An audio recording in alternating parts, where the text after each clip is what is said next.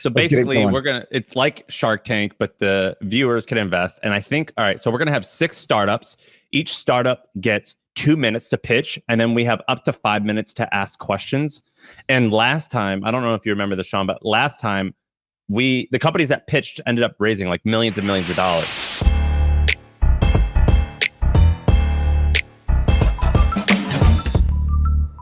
All right, what up, Shaan? Do you play video games? Of course, I play video games. Do you really? Not as much as I used to. I don't really play at all, but I'm not like a gamer. But do you know what Xbox Cloud is? I didn't know what that was.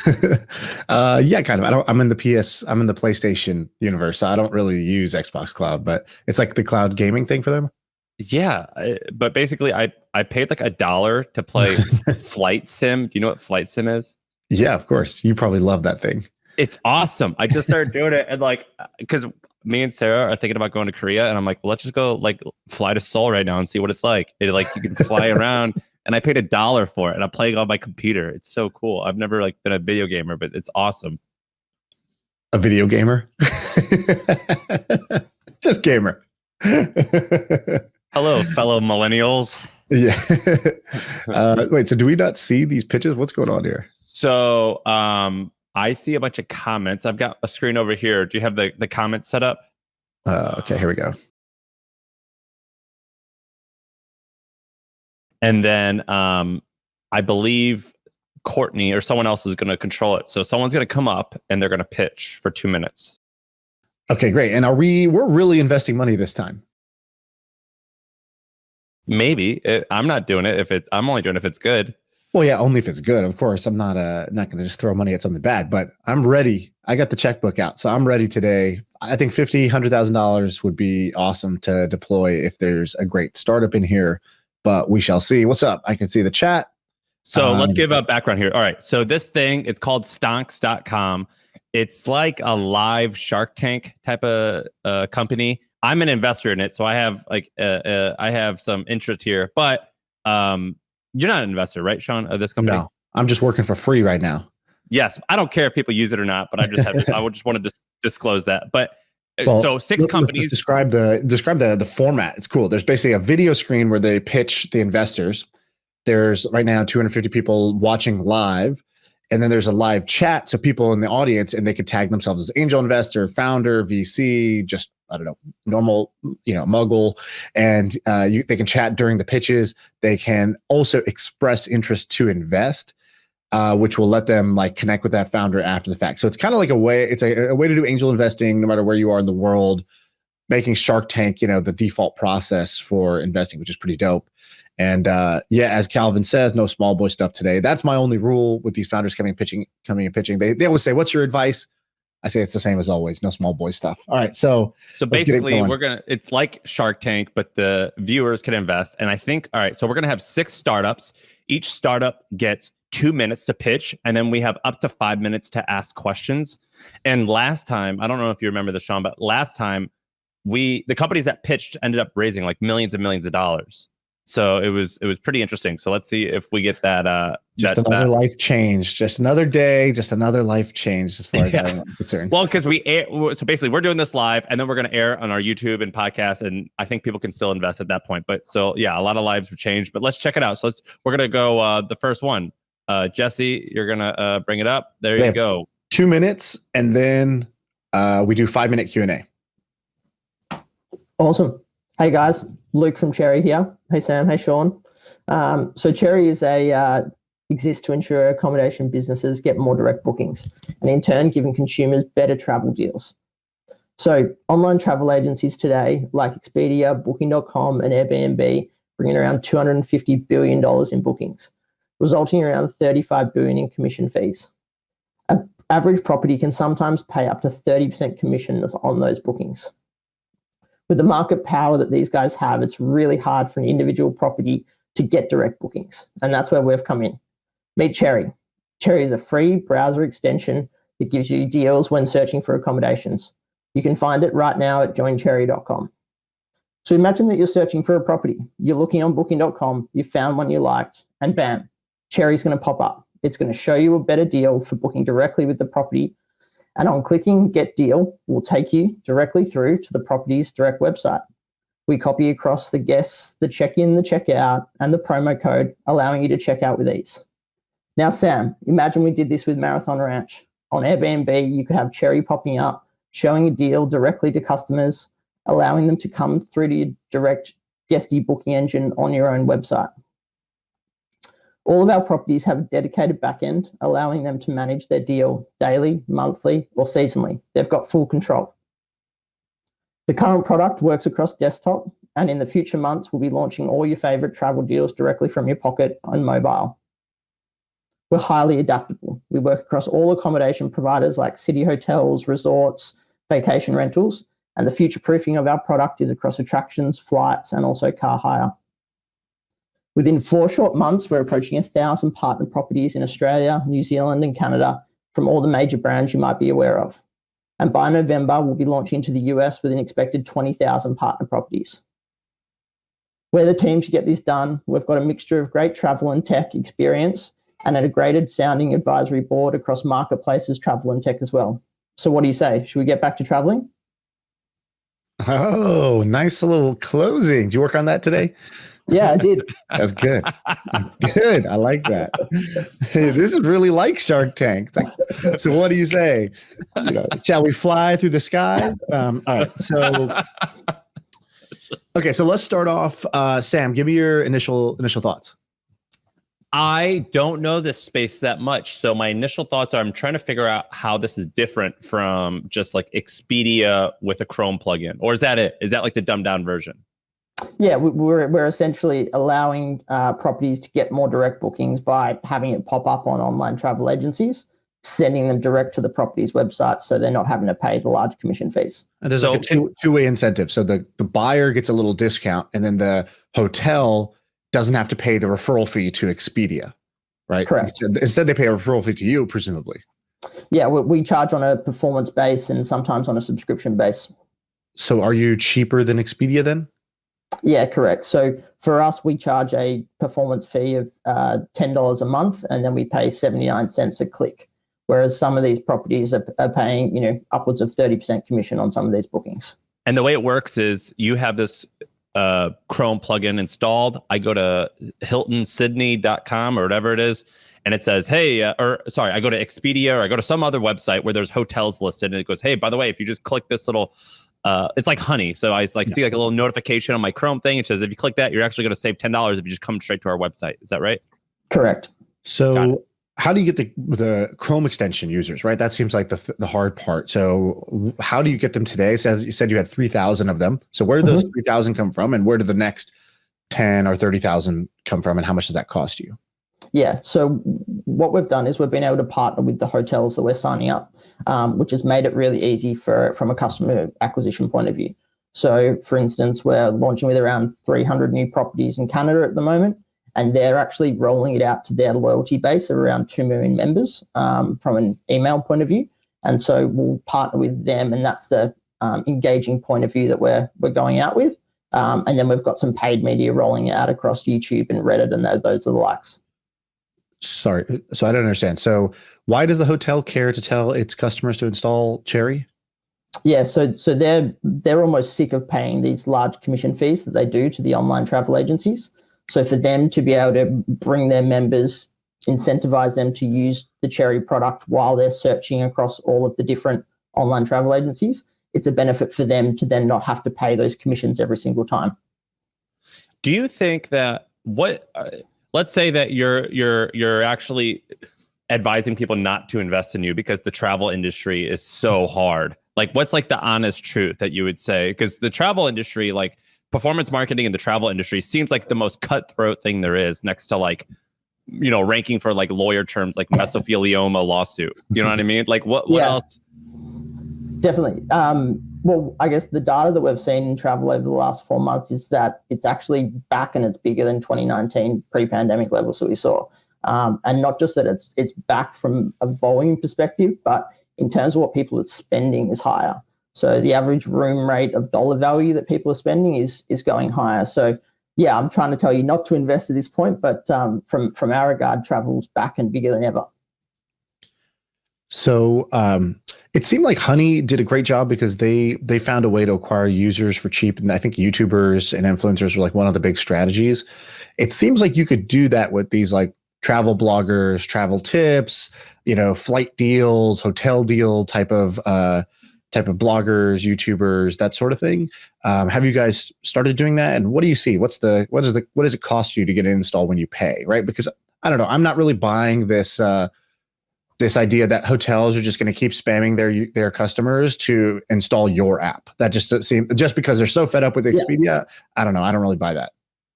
Yeah. So when we first started, we were noticing $10, $12 of a CPA on Facebook and Instagram. And we realized that was just not continually achievable.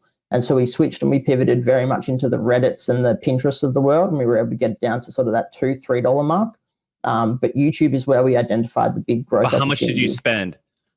We were spending a few $1,000s a month. Yeah. And then what's a customer worth? So what do those customers generate for you, in a year? Yeah. So the customers aren't necessarily the generators for us. It's the properties paying the performance and the subscription fee. But the average saving for a customer could be up to, $150 a year in travel savings.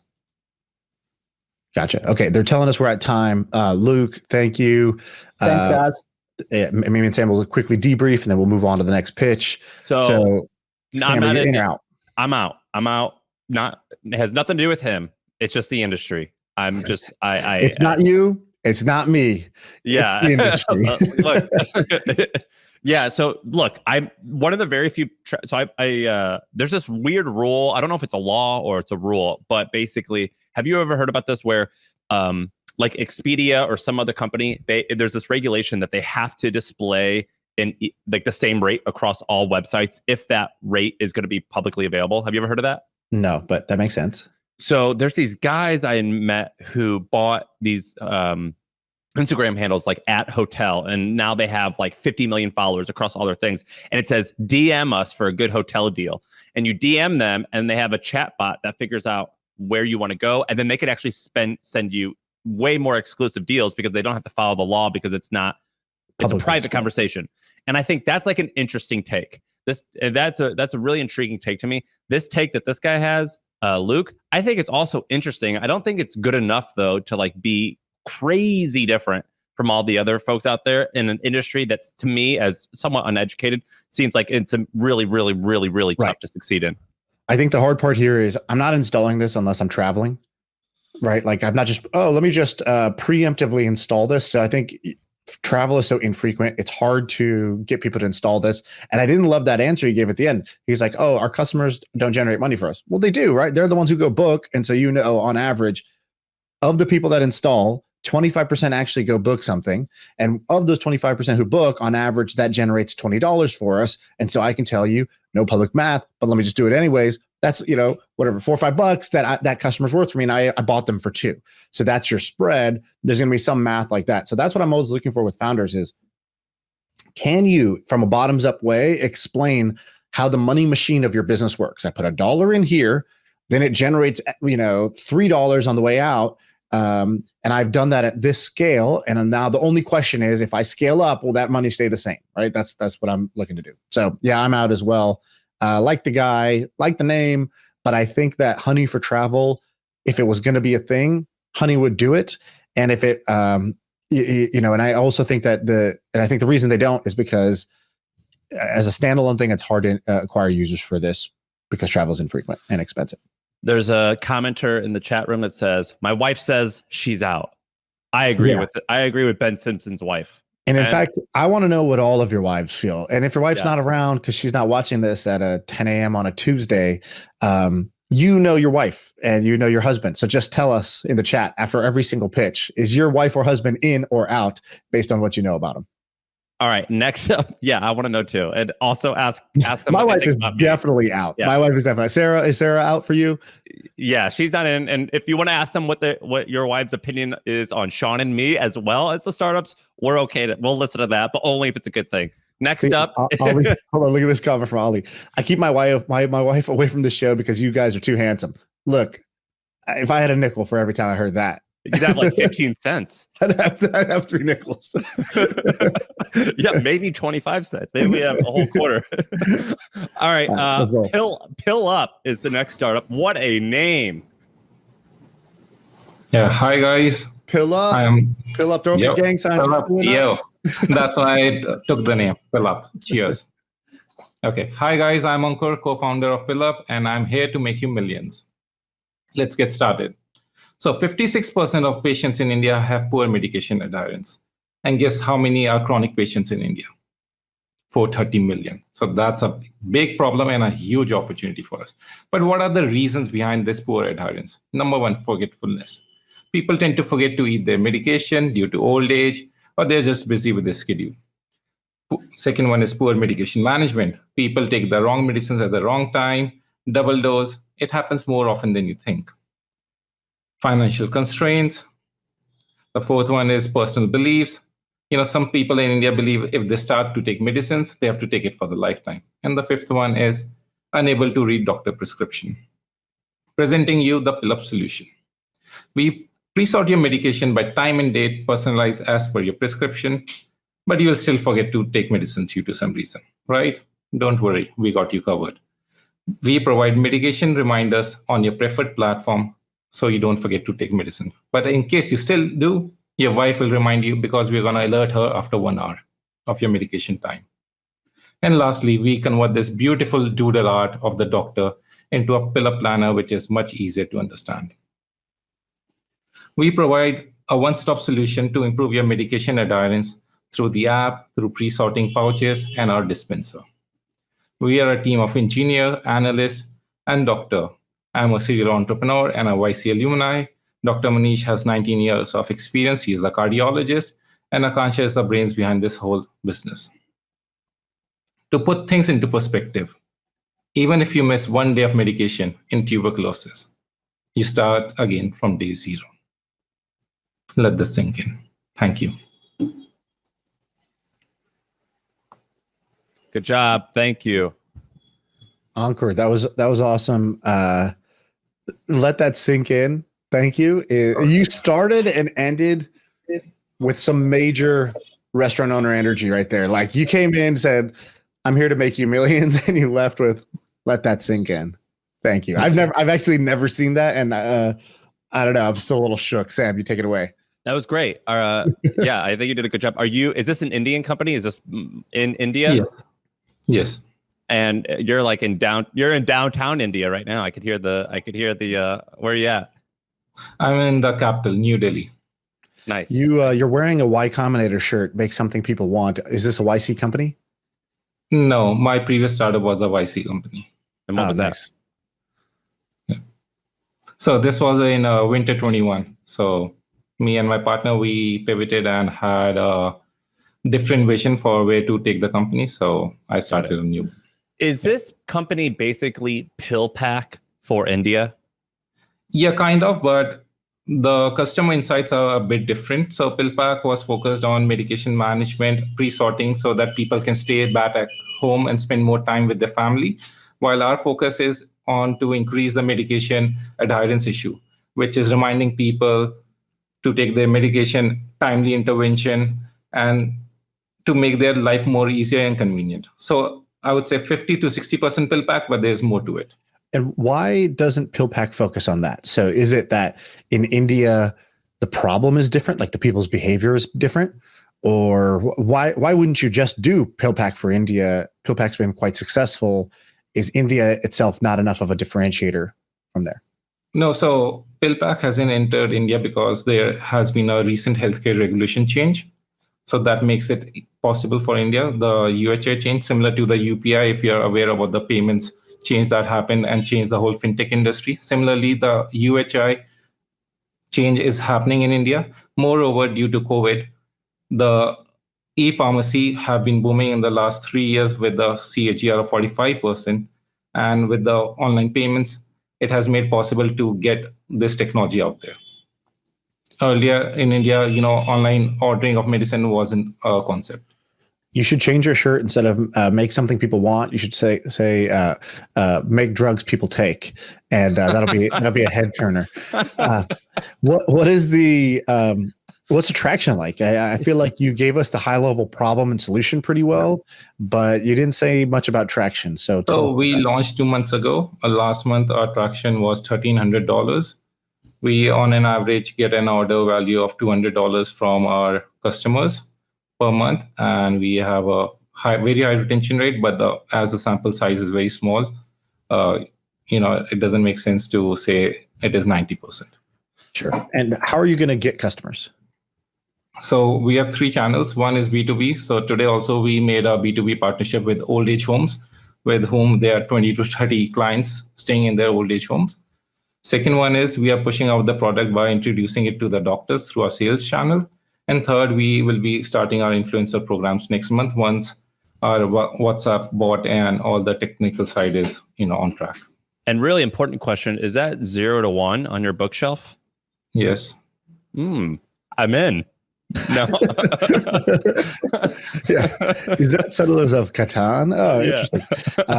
Yeah, I love Catan. What have you been saying to American investors who say, dude, American healthcare is too complicated. I don't know anything about that, let alone another country that I maybe don't even know that much about.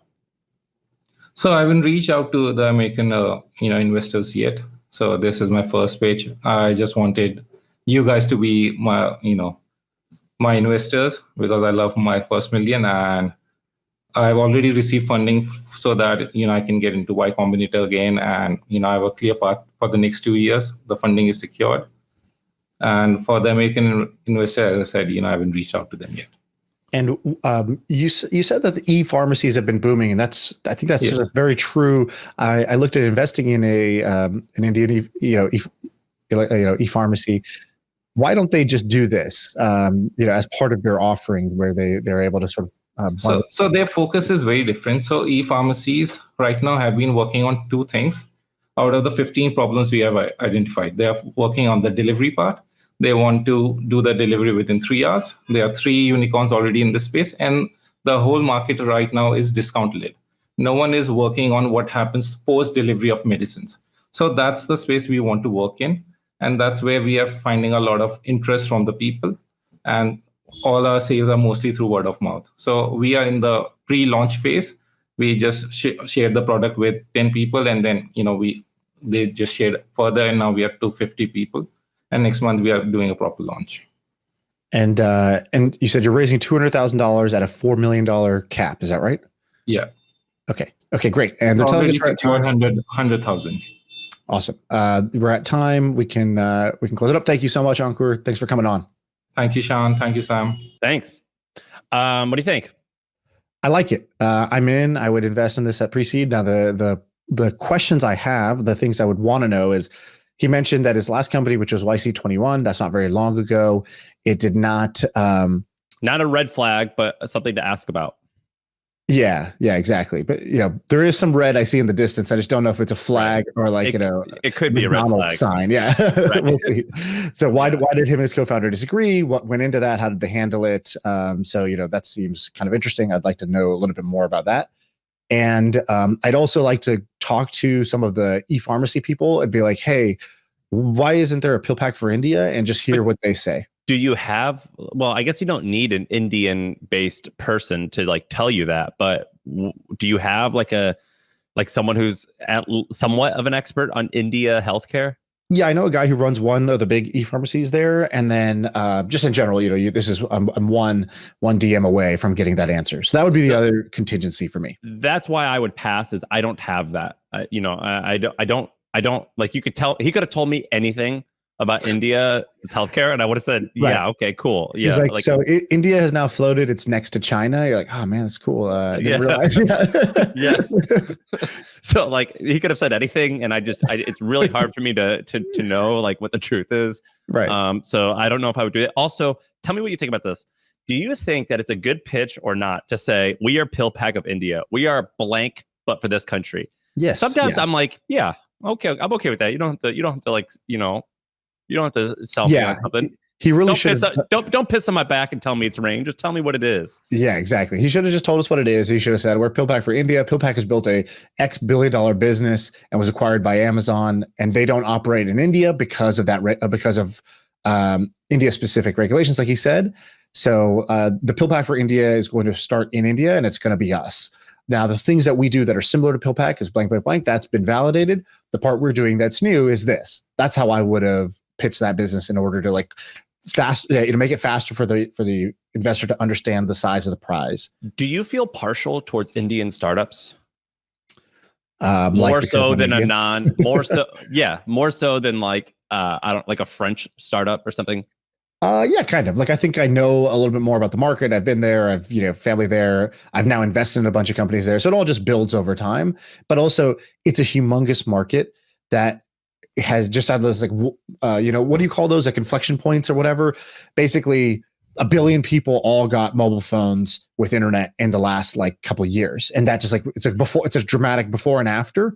And so, serving that market and building solutions for that market is really awesome. Like now it's a golden cohort of companies because they're all riding the back of this thing where one company basically gave away 4G internet, essentially a dirt cheap cost, cheaper than in America. So a lot of people got online. You know what's fucked up though is that big company it was a big Pakistani company that like everyone was a fan of, Air something. What was it called? Yeah, Airlift or something. It's like I don't know if it was you, but a bunch of my friends were like, "Oh, this thing's awesome. This thing's awesome." And I remember thinking like, I don't know anything about Pakistan, but all my smart friends say this is a good idea, and I was like really interested in it, and I think I ended up passing, but it went out of business. And whether it's good or bad, that impacts whether I want to invest in a foreign company because it's like, oh, I don't know, man. I don't know anything about this country. So I have mixed feelings right now on investing in locations that I know nothing about. Yeah. Some of my worst investments came from, well, all these other smart people are doing it, and I don't know why they did it. I don't know if they're actually smart. I don't know if they, what their assumptions are, what their context is, what they can afford to lose. And so I've made some pretty terrible decisions like that in the past. So that's famous last words for me is like, well, these other smart people are doing it.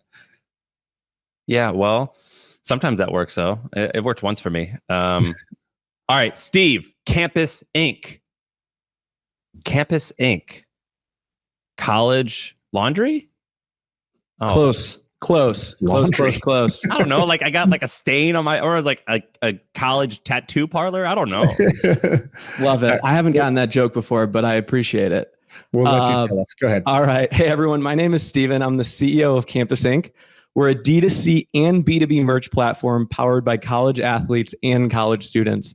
We build licensed merch platforms for universities so every athlete in every sport has the ability to sell merch and profit off their name, image, and likeness.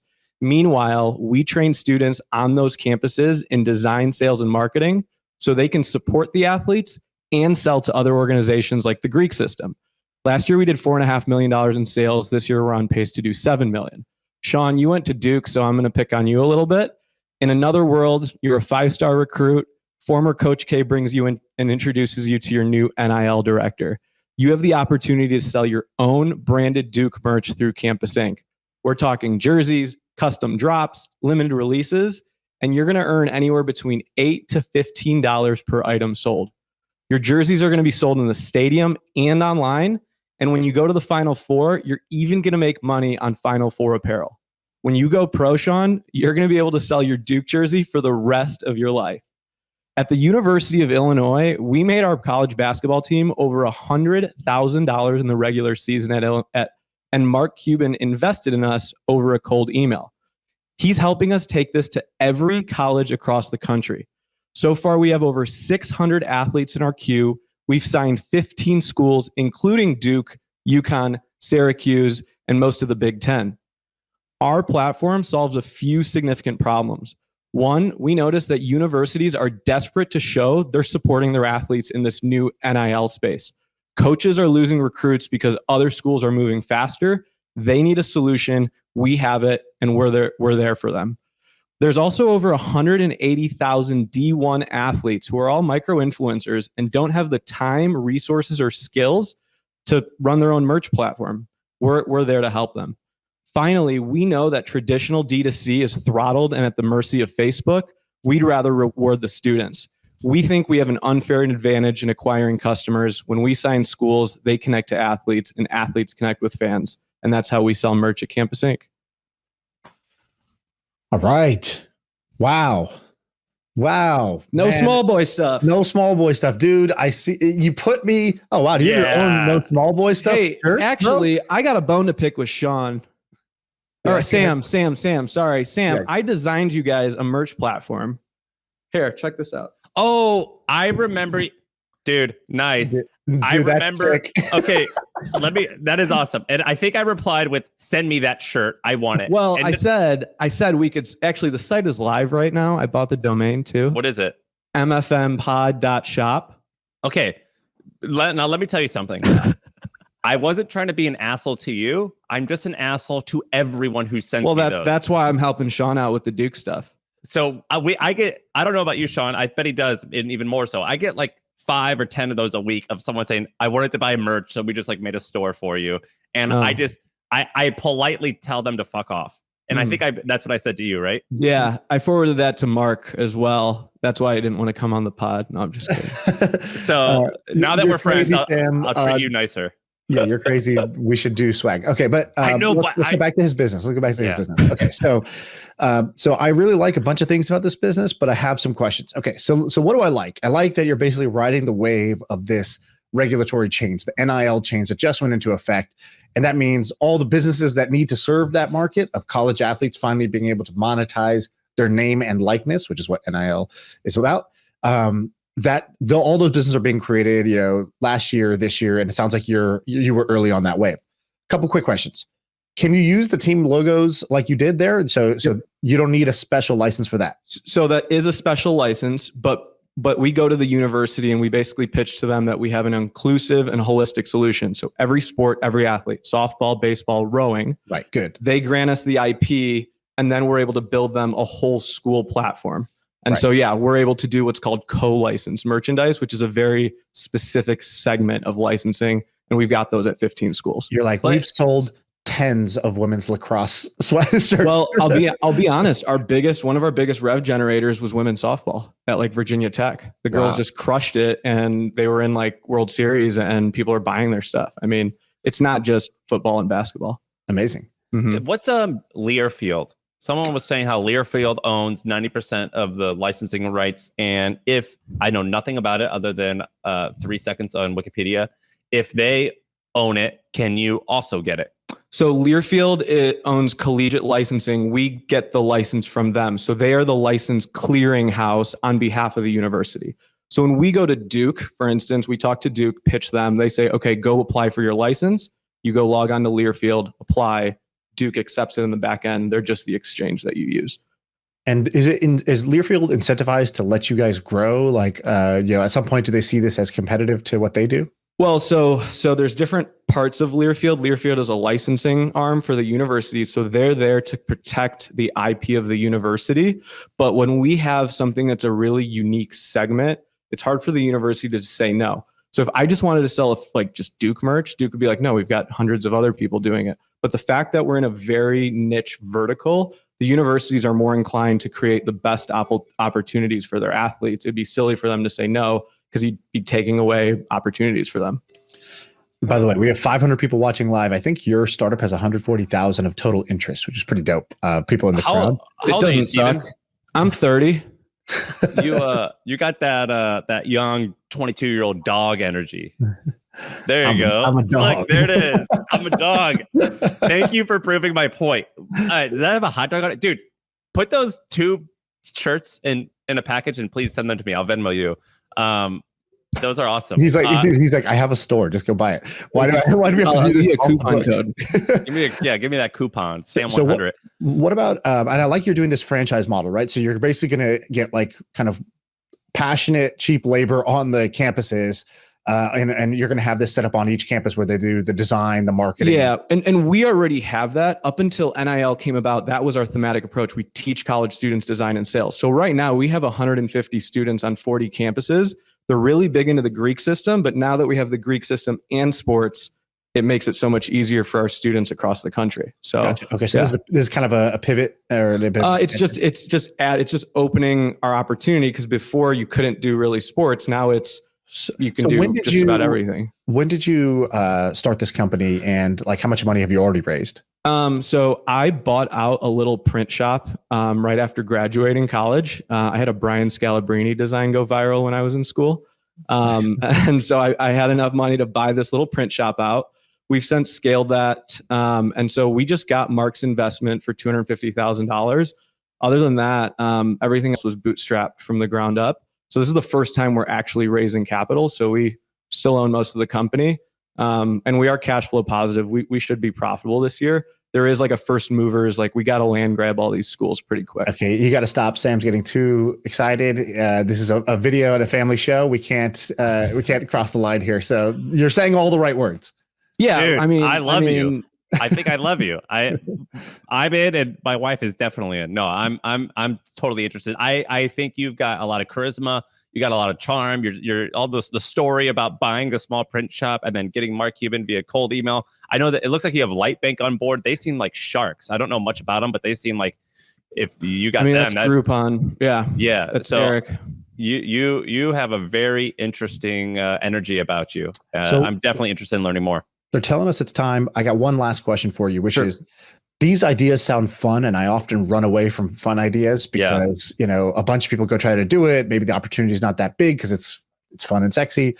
The big like YouTuber merch backend stores like Fanjoy and some of these other ones, like they pretty much all suck, right? None of them got huge. What's the difference here? Okay, so Fanatics got big, but that's different. So you have to think about like why we're defensible is because we're essentially enabling our athletes to do the marketing for us, right? And so if you have 300 athletes at the University of Indiana all pushing this store, every year the school's going to be adding more athletes, and then they're going to be pushing those into our big funnel. So like at the University of Illinois, we're sitting on 20,000 Illini emails, and now we can step up to Fanatics and start competing with them because all of our customer acquisition is rooted in the kids that are actually playing.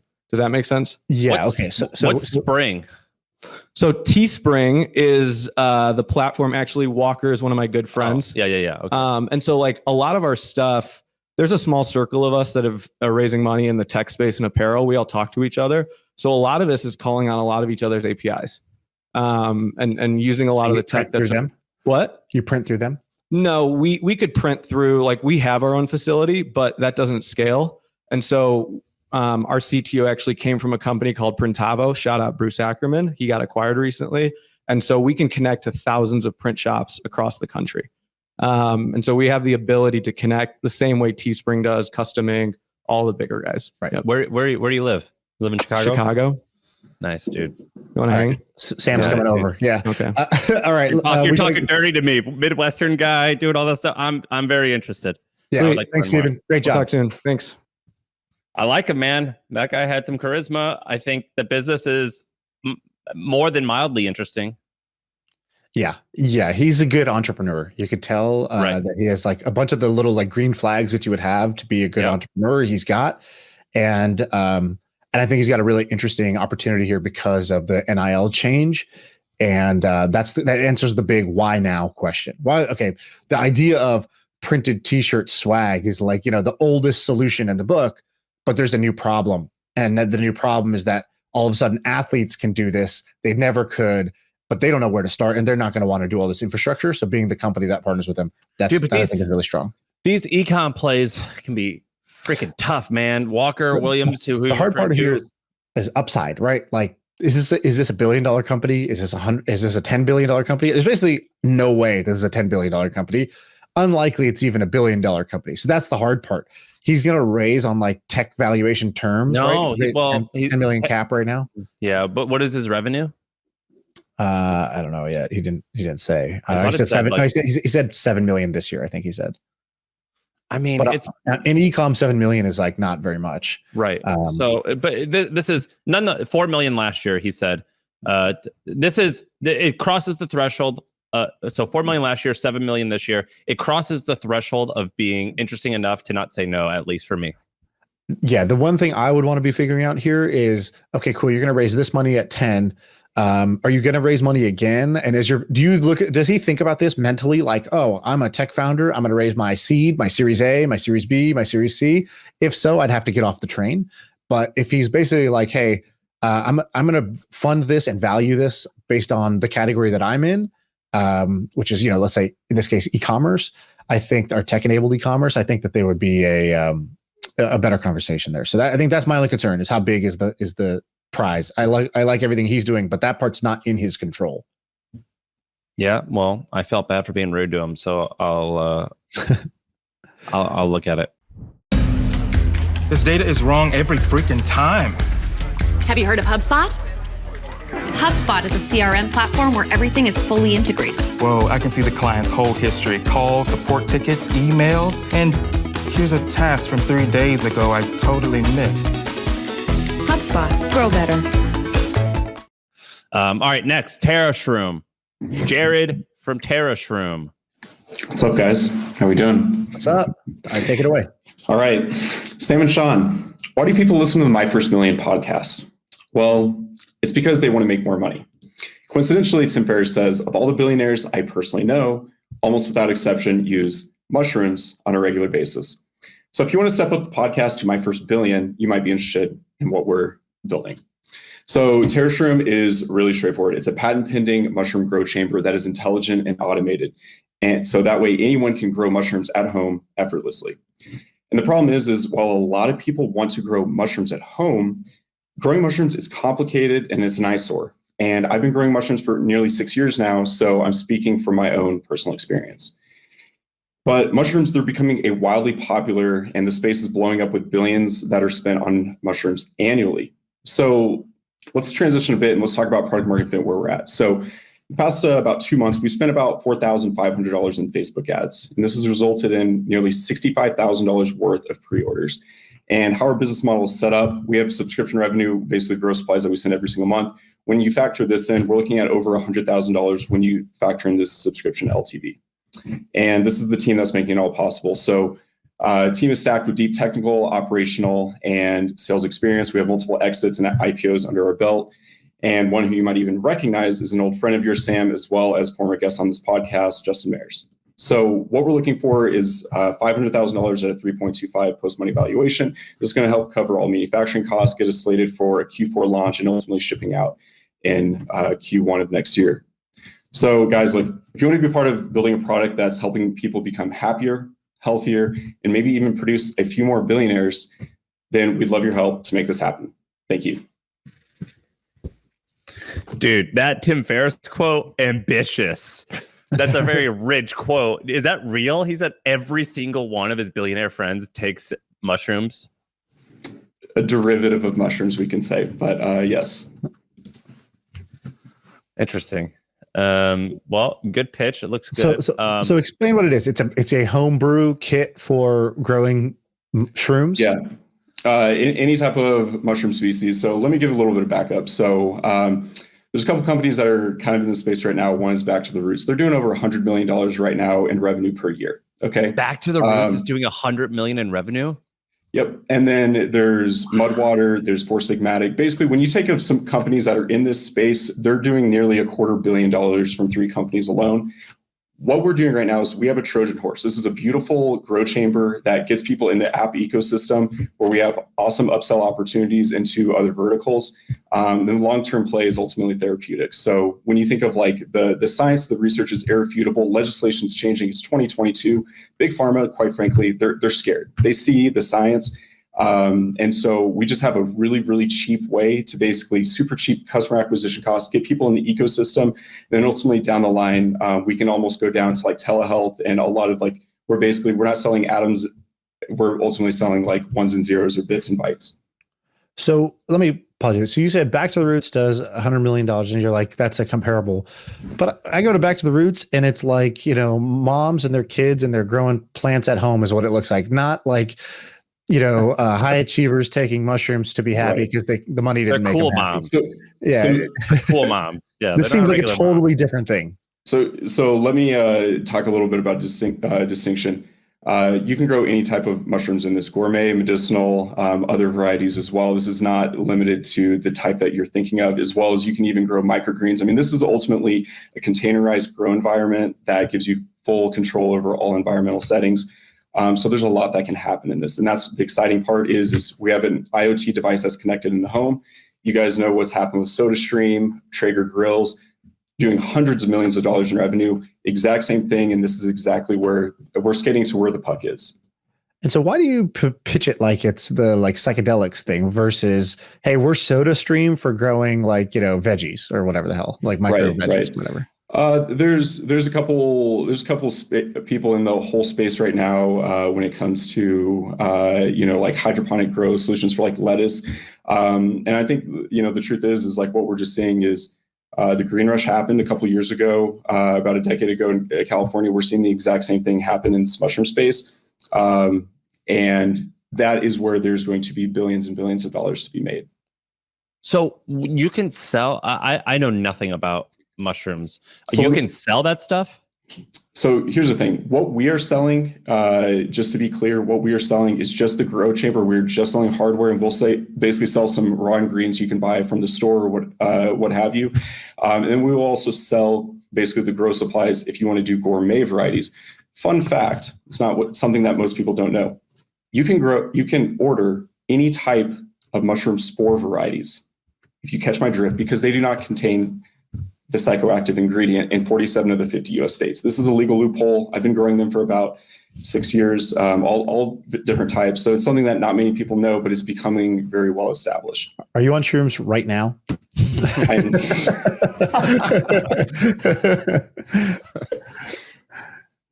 Okay, this is kind of a he didn't answer.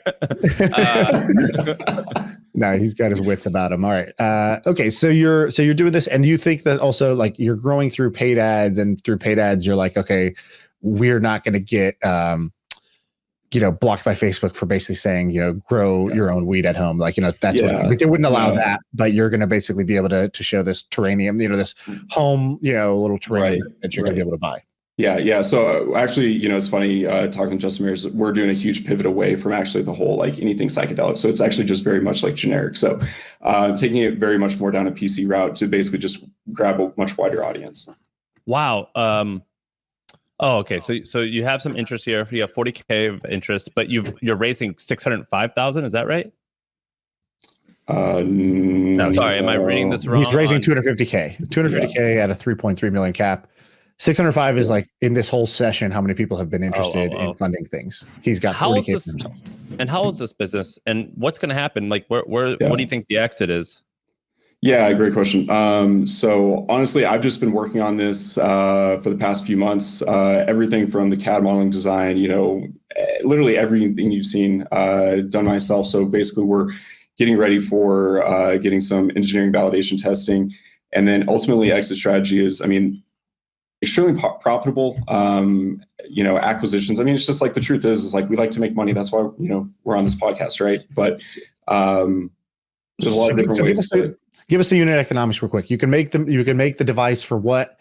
And ship, like basically the COGS plus the shipping is what, and what do you sell it for? Yeah, perfect. So what we're looking at right now is $49 and some change for manufacturing. When you factor in CAC, when you factor in 3PL, basically landed cost, you're looking at about $128. MSRP is $399, and then we have a $29 a month subscription. So basically, you're looking at total about $700 for the customer LTV, based off of like about a $30-some CAC. All right, that's time. Thank you, dude. Thanks, Jared. Dude, it's crazy, man. Valuations have changed. He's raising at a $3.3 million cap. I was thinking about like the upside here. Angel Dusting got far more attractive in the last 3 months.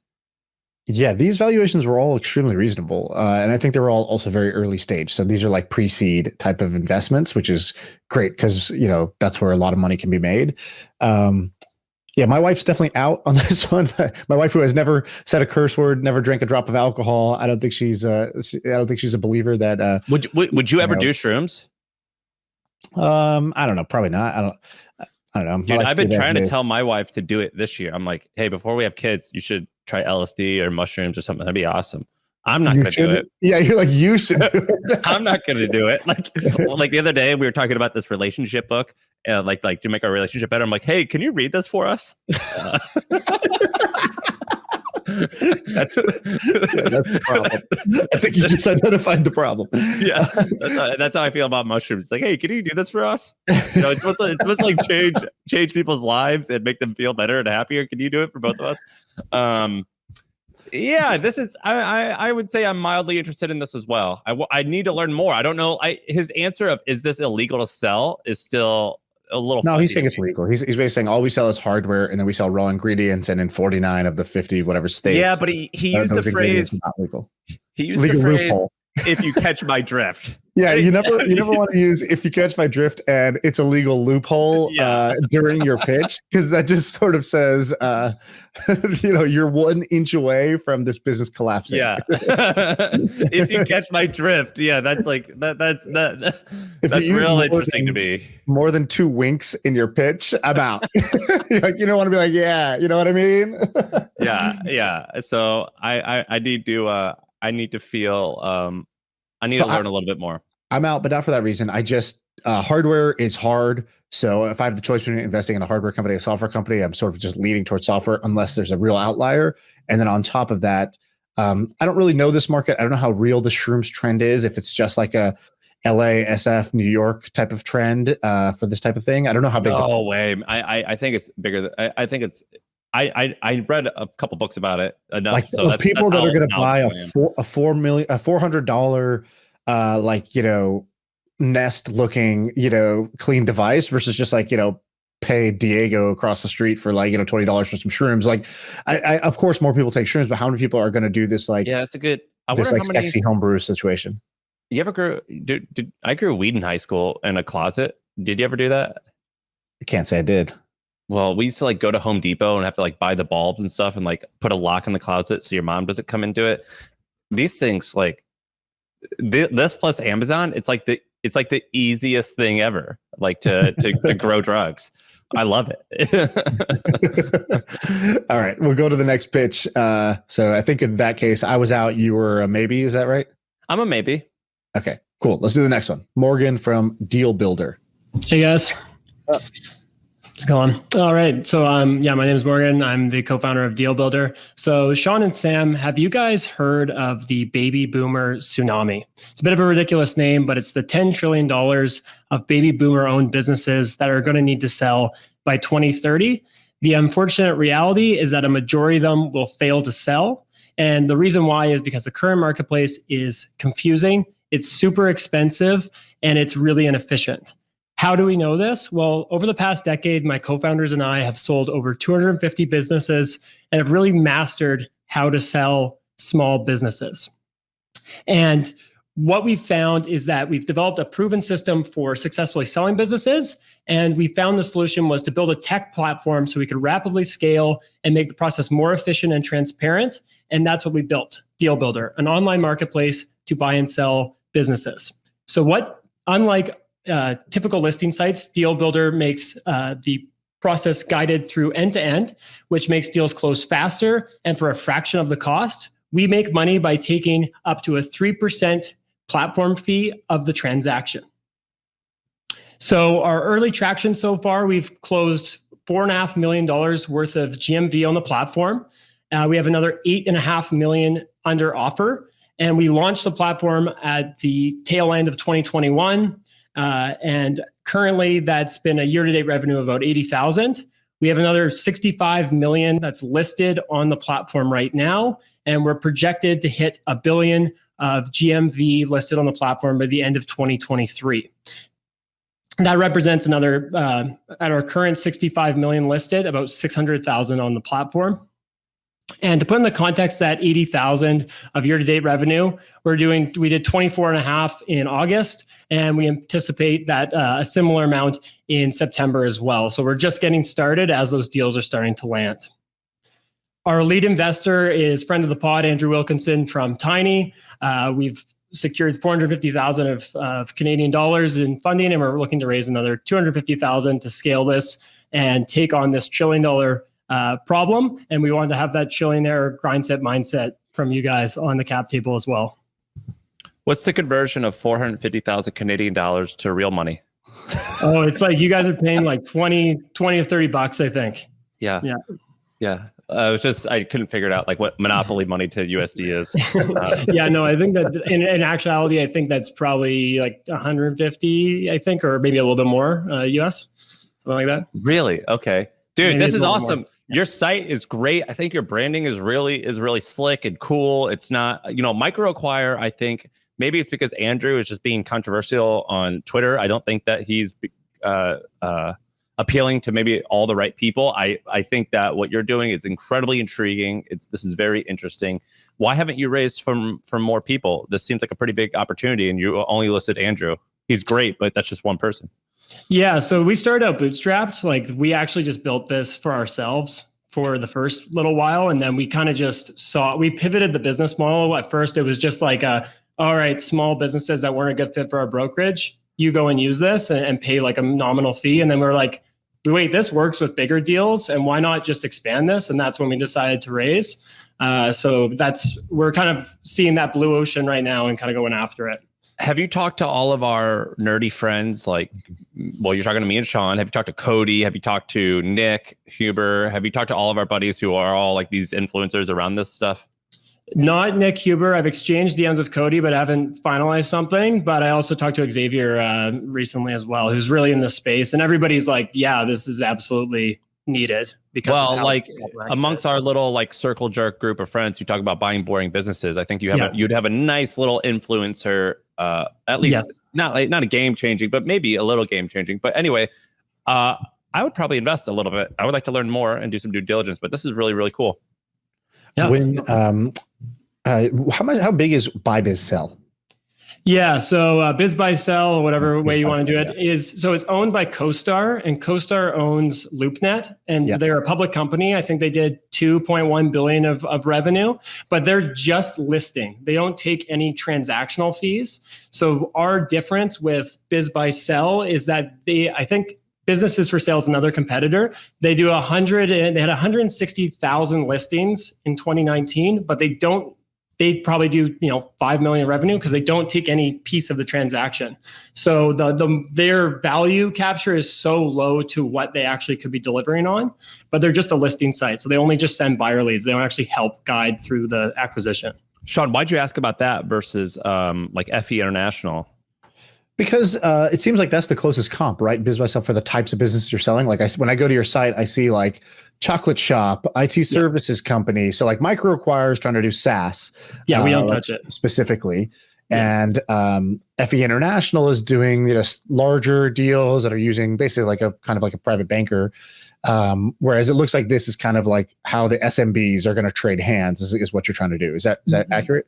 Yeah, and FE International could be a client of ours. So we have a brokerage, like a white label side. So our brokerage now runs all of our deals through Dealbuilder and pays a small percentage of every completed deal. And we do their whole back office for them. So with brokers, your cash flow is like this because it's in between each commission. So now they're only paying when deals actually come through. So brokers have just kind of like flooded to it and asked to be on the platform, which is really cool. I think more than anything, I'm interested in I think your brand is cool. You seem nice and great and competent. I think that I'm interested in the macro trend. Yeah, you're handsome. Look like a baby Dolph Lundgren.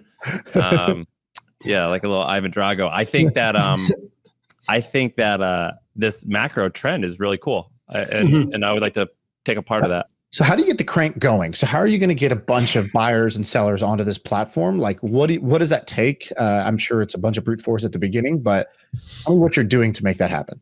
Yeah, so the sell side's harder than the buy side. Buyers are everywhere. Like everyone thinks buyers are the problem, but it's super easy to find them and it's free to sign up. So really low friction. Feel free to sign up, watchers. And so on the seller side, we've really grown by referrals. So accountants, other brokers. So brokers refer deals to the platform as well. And then just awareness. Like people don't know that these solutions exist. So it's actually really nice from a marketing perspective. You just say, hey, you can sell your business on our platform. They're like, great. I had no idea. I thought my business wasn't worth anything. So it's really just getting awareness and getting into the right centers of influence. And I think like you're talking about with some of those influencers, I think could make a really big difference. And your revenue this year is going to be a couple 100,000. Is that right? Yeah, likely it's a little bit hard to predict when the timing of deals will close, but in our pipeline of 600,000 right now, I know a couple 100,000 of that will close for sure, and just in the quality of the businesses. And we've already done 80,000 this year already. How have you paid the bills on your team? It looks like on your website, it looks like you got a bunch of people listed. Yeah, well, the three co-founders, I'm the active operating co-founder. The other two co-founders are really kind of advisor and investor roles. So they were and help out with some of the actual kind of like breaking down the brokerage process. And then so there's two developers, myself and a marketing person. One of them is on mat leave right now. But yeah, so it's like there's like four of us right now that are on payroll. Sick. Well, thank you. This is awesome. I would like to learn more. Yeah, same. All right. Thanks, Morgan. Good job. Shaan, the thing he said at the end, little funky. About what, the team not being the team? Yeah, the team not being the team. That's it. That freaks me out a little bit, because in a couple of years when things start working out well, if I'm that kid, I'm gonna say, well, what the hell, man? You're not even working here. Why do you deserve this equity? And like there's gonna be some anger, and we don't know that they have equity. We don't know how much. They're listed as a co-founder. Yeah, but that might just be like, it seems like, so if you go to their website, there's this like stock photos of like, happy people holding, coffees and like clipboards. And like, it seems like maybe he just buffed up the team to be like, look, our team has tons of experience, buying no big deal. businesses. So if it's a website marketing thing, okay, that's fine. But if it's actually on the cap table or it's in the deck, and then you're in the deck, is like, here's our awesome team with tons of experience. Oh, I'm the only one who actively works on this. That's when I'm like, okay, hold on. How many other things in this deck do I need to question? So I think that's a little bit of Yeah, that's all I'm saying. I don't think it's a red flag. I'm just saying I would want to dig in just a little bit more on that. Right. But that guy just raised $250,000. It said he was raising 250 and he got 250 of interest. So good for him. We have crossed $1 million of total interest for this session. So when you talk about moving weight, when you talk about bringing size, when you talk about really hitting the hammer, talk about that? Hitting when you talk about those weight? things, when you talk about those things, you're talking about us. All right, let's go to the last pitch. It is Tim from Field Complete. All right, Tim. Hey guys, Field Complete is a free app for your local plumber or electrician to run their business. They live in our app and we become their bank over time. We found a very unique wedge into this market. As you know, rentership in the US is on the rise. Over 35% of all homes are rented and it's growing. It all started back in 2008 when all the foreclosed homes or most of them were bought out by Wall Street and rented. Pair that with like the short-term rental Airbnb craze and millennials not being able to or wanting to own. Heck, now even like VCs are buying real estate portfolios right through Adam Newman. So all these homes need to be professionally maintained by property managers, and property managers use contractors and subcontractors to maintain them. And so the problem is that traditionally contractors would either focus on the residential sector with homeowners or the commercial jobs. And with property managers entering the single family rental scene, as a contractor, you're basically either forced to bootstrap your operation or 7 different apps to run your business, or you resort to pen and paper, which is basically 80% of contractors today. And actually, my co-founder experienced this problem firsthand when he transitioned his construction company. He tried the seven different app route, ended up building his own. And only after the subs and the property manager started asking, like, hey, what software are you using? We realized how huge this problem is. So in a nutshell, Field Complete is a free software for your local home service contractor to run their business. And over time, we essentially become their point of sale, their bank, their credit card. Think of it like a Shopify for the home service contractor. As far as traction goes, we raised a small pre-seed to rebuild the app. We launched at the beginning of this year, have over 200 contractors on the platform, serviced over 19,000 homes, over 5 million in GMV this year, on track to do 10 million. We're only currently monetizing the actual revenue on the merchant services. So anytime a credit card is swiped, on there, we're on track to do a little over 100K this year. We're raising a 2.5 million seed to integrate banking into the solution, add job sharing, which basically gives us more users, pilot with a property manager and integration, and hire some support reps.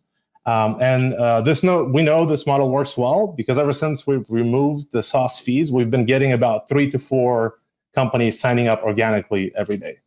So I'll open it up for questions. Tim, you and I have interacted a bunch online, haven't we? Yes, we did. I know your face, but we've never hung out, have we? Not yet. Well, what's going on? Nice to meet you. This is cool. Congratulations. When was the first raise that you did? Yeah, so the first raise was a year and a half ago, about almost 2 years. And Tim, why no deck? We went with the no deck. The deck's attached to the thing, distraction. Okay. All right, sounds good. Are you running out of money now? No, we have enough runway. We have more than like 7 months of runway, and this round is coming together. So we have a lead for this round. We're basically most likely going to close it in the next month or two here. So we have a lead. All the investors from pre-seed basically exercise their prorata into the round, and we have some new investors coming in. And how many people will work there, and what's your spend each month roughly? Yeah, so total team size is 18 right now. We burn about 60 to 70K a month today. In net burn? Yeah. And you're raising how much? We're raising 2.5. We can potentially oversubscribe it, but we think that's enough money for us to get to like the next stage. And last question on that, what's the next stage?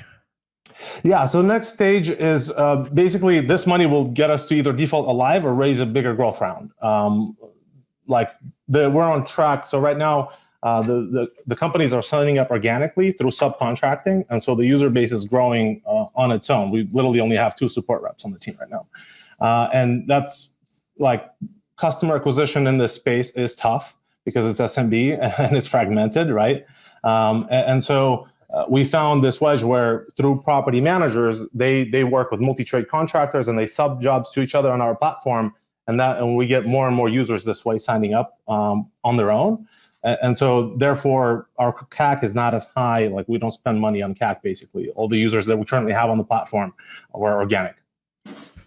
So say that again. So how many users do you currently have on the platform, and over what period of time were they acquired? Yeah, so for this year, we've had about 500 contractors sign up. Of those, basically 200 are active. And then some contractors are daily active, weekly active, monthly. We're tracking all of that. The daily active are the ones that live inside our software. The weekly and monthly are the ones that would basically use the app to receive work and perform work from the contractor. So they're just using it to basically receive a job and do it. With the new feature that I was talking about, the job sharing that we're going to release, they're going to get a full field complete account as well, and they'll be able to use it for all the third-party work. And right now you're keeping 1% of the money that goes through you guys? Yeah, so merchant services, we're out, when we were raising our pre-seed, we were thinking it's going to be up to 1%. We're doing in the deck it says 1.07. The actual is 1.26 right now. But with the goal of 10%. Yeah. So yes, the answer is yes. And the way we get there is we're gonna release in Q1 the banking solution. That's gonna average out to about 2%. There's other fintech offerings we can layer on top, basically like settling invoices earlier, kind of the way Deal does it, and other fintech offerings there. And then from there, we want to pilot with a property manager, integrate with them, and give them our book of contractors to dispatch work to, and they will give their book of contractors back to us, right? And so, let me ask you a question. When you internally, forget about the pitch, when you look at the health of your business, what is the number one KPI? So what is the main KPI for you? Yeah, so we're measuring GMV across the board because that's what we can monetize. We can add layers of monetization in terms of marketplace fees. So the GMV is your number one metric, and GMV matters because that's what flows through your app directly? Yes. So you're saying GMV matters because I take 1% of GMV? Yes, today, yes, 1.26%. And we, without increasing the user base, we can layer more offerings on top of that and increase the revenue as it scales. What does the math come out to? So you've basically in the last year, you've done like 70K of revenue, something like that, 5.7 million of GMV, and then you multiply that by 1.26. Is that right? Yeah. So for this year, right, this past year, we had about 5.7 GMV to date. We're at about 42,000 in revenue already. We will be at the end of the year basically at 100, over 100K. So I personally, I like the concept of what you're doing, which is basically the, the sort of workflow slash, how to run your business if you're a blue collar contractor here. I really like that concept. But what I don't like about this pitch is I'm just confused as to like how big your business is. I feel like you threw a bunch of numbers. You're like, oh, we service 19,000 homes, 5.7 million in GMV. These sound really big, but what's the reality? The reality is you have 200 active users and you made $40,000 in revenue this year, right? That's the reality of the situation. Yeah. And I feel like that was so buried in this that I'm like, for me personally, that's too much work to get to an understanding of your business, which tells me that the business, if the business itself was super compelling, you would have just led with the more clear, easy to understand metrics that are like, not like we serve 19,000 homes, which is a total of 43,000 people because 4 people live in the home. It's like, oh, dude, like, I don't know what these numbers are, but they're irrelevant to what your actual business is. Is your growth keeping you up at night right now? What's keeping you up at night where you think like, fuck, things are going well, which everyone at all stages of business. So I'm not saying it for you, but just like I'm not saying you have this only, everyone has this. So what are you saying that about? Yeah, so growth has actually been very good because we're getting organic users. We're not paying anything for these users. The pie is growing on its own. How can you say that? You have 200 active users. How could you say growth is very good? Like, I don't. Yeah, so the reason why it's good is because we spend basically no money acquiring them, right? So we're getting 2 to 4 companies. That's us saying I have, I have so many friends. I have 3 friends, but I don't go out, so it's no problem. It's like, well, my muscles are really good for not working out. Yeah, exactly. I can do 2 reps, but I never work out. It's like, well, the point was to have really strong muscles. The point for you is to have a lot of customers. Maybe you should be spending to get more customers, right? Yeah. So where we're at now is like we're onboarding customers, like I said, that are coming in, and then as far as in terms of revenue, it trickles in a bit later when it's a fintech solution, right? So that might be a concern for an investor, but our investors are aligned with us. Like if we were to turn on SaaS fees today, right, would make around $400,000 to $500,000 in ARR, but we're purposefully keeping them low so when they subcontract, there's no barrier to entry, and then we monetize the financial layer. And so because of that, it's basically we're prioritizing growth over immediate revenue right at this moment. And so that's our strategy again, and our investors are aligned with it. I would argue, so you're basically saying we're not charging because we don't want to have a barrier to entry. Yeah, any business that doesn't charge is going to get that benefit, but then you should see awesome growth, right? And so that would be the counter argument. The counter argument would be, okay, you've sacrificed 400, 500,000 in revenue, you're saying, and what have you gotten in return is some 200 active, 500 total registered users.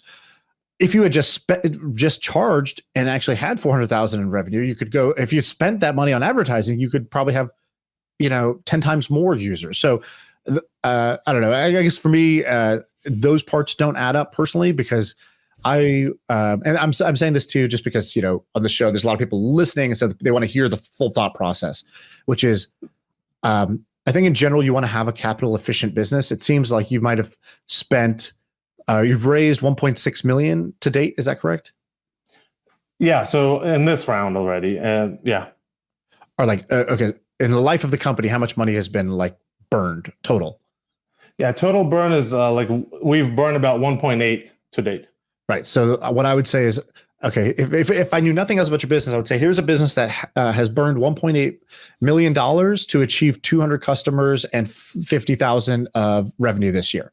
That's the harsh truth about the business. Now, that doesn't mean you don't invest. There might be tons of other reasons why that burn was on infrastructure, building product, building a brand, whatever. There are other reasons, but just sort of objectively speaking, that would be my main issue. And I give you that feedback because maybe you can look at your model slightly. If others share that point of view, maybe they don't, maybe they do.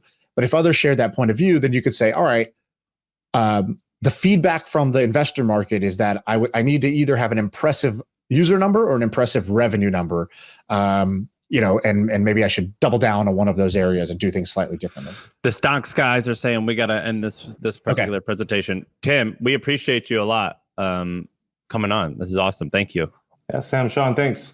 Thanks. Sorry if I was too harsh, buddy. Dude, I'm I hate doing this because I agree with everything you say. I don't want to rip on someone, but here's the thing. I think the business could be great. I think maybe there's a chance that he just kind of missed the pitch a little bit. But that could totally be the case. And or we misunderstood, right? Because without a deck, you're trying to follow it while you're trying to read the chat, while you're trying to look for the company's metrics, and you go to their website. So it's very easy to miss things during that process. So that might be on us. And the other part of it is some information. The lead was buried. When the lead is buried, I get a spidey thing goes off where I'm like, I'm nervous. What am I nervous about here? Now that doesn't mean that it's always the case or that he meant to do that. But he could have just been nervous or something because there was a lot of people watching. But the pitch was missed. And I feel like, on one hand, I'm like what you said, which is just like, dude, I hate kind of saying, something not positive to an entrepreneur because I know how hard it is to be an entrepreneur and be a founder. Well, I don't mind doing it when it's just me and them. Yeah, especially in this format. But if you sign up to do this, if us signing up to do this publicly and a founder signing up to do this publicly, that's the point, right? The point of this is you're putting yourself out there. There's a risk and reward with that. I think you have to know that going in. But I think the best thing that can happen is if you, I don't know if I'm right, but if I was, it would be short. It would be a little pain today for a lot more, benefit down the road, right? Hard today, easy later. If we just keep it easy now and say, oh, this looks really interesting, would love to chat more and just bounce. No, he never knows why we might not want it. You nailed it, which was answer the question why it was 1.5 million or 1.8 million for 200 customers and 80,000 or 160,000, whatever it was in revenue. There is a good answer, or there could be a good answer to that, which is like, dude, we're building software. It takes forever. But once these guys get on us, they are hooked forever, and they tell their friends, and here's how we grow, and here's how the math looks like. I just think that he kind of didn't present that wonderfully, even if the truth is good. Right. Okay, so I don't know. Are we doing anything else here? No, that's it. The last pitch. Thank you to everybody who showed up. That was great. I think there was at least 2 companies in there that I know I'm going to follow up with. Which ones? Campus Inc. I thought was really interesting, and the PillPack one was really good too. I think those are my top 2. What about for you? I think I like Campus Inc. and I like the business. What was the Dealbuilder? Dealbuilder also is a good one. And all of the valuations are fantastic. Dealbuilder's at 4 million. Dealbuilder is interesting. Well, this last one was at 21 million. That's why I asked him when he last raised was. He raised 18 or 24 months ago when things were hot and. And if your valuation is 21 million, the bar is higher on what you need to deliver, right? The PillPack guy's like, we got 2,000, he said we made $1,500 in revenue or something like that. But he launched 2 months ago and he's raising at like a $3 or $4 million cap, right? So you don't push as hard on that. Like when I think about what I'm doing with my personal money right now, I'm like, man, I think some of these tech stocks, or just the total index is just a little underpriced at the moment, and I think there's going to be some upside. And then I look at a $20 million company, and I'm like, okay, this is still super high risky, and it needs to have a fairly good outcome to make the risk worth it for me.